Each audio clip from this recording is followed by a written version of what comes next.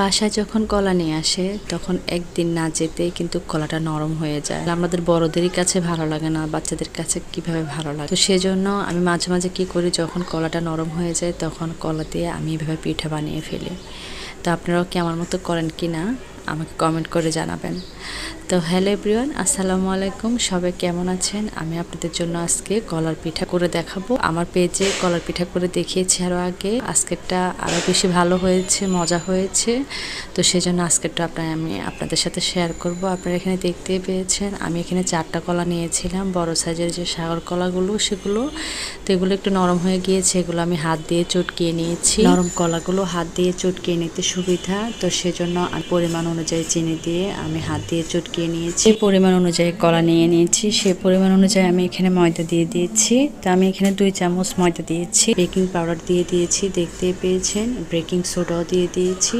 Baking সোডাটা দিলে হয় কি, ভিতরে একদম ফ্লাফি ফ্লাফি একটা ভাব থাকে, খেতেও ভালো লাগে, পুরো কেকের মতো লাগে। কর্নফ্লাওয়ারও দিয়ে দিয়েছি 2 টেবিল চামচ। আপনারা যদি হাতের কাছে চালের গুঁড়ি থাকে তাহলে আপনারা চালের গুঁড়ি দিতে পারেন, আমার কাছে ছিল না দেখে আমি এখানে কর্নফ্লাওয়ার দিয়েছি। ভ্যানিলা ফ্লেভারও দিয়ে দিয়েছি, যেহেতু বাচ্চারা খাবে।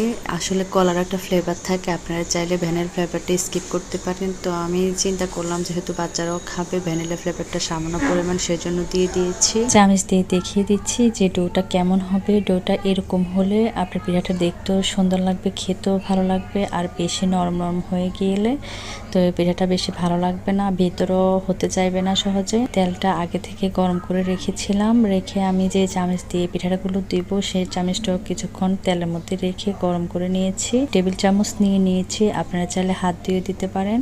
তো এই তো আমি পিঠা দিয়ে দিয়েছি।